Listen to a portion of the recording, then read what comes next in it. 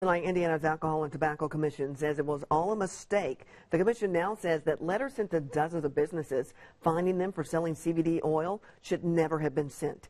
But tonight, our investigative reporter Bob Siegel has learned those businesses may still face those fines anyway.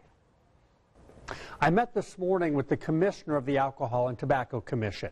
He is personally trying to set the record straight after his agency mistakenly fined dozens of businesses for selling CBD oil.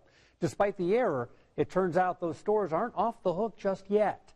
Just before Christmas, stores around Indiana got letters from the state citing them for possession of marijuana simply for selling CBD oil. We got a $200 fine. $750 total. The fines were issued even though the governor recently ordered the Alcohol and Tobacco Commission to suspend enforcement of CBD oil for 60 days.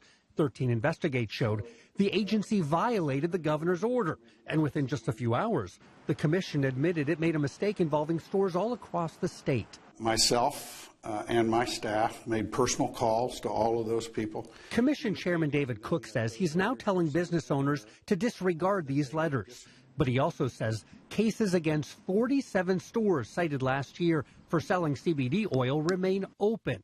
Whether they're eventually dismissed depends on state lawmakers and what they do with several bills that would legalize CBD oil.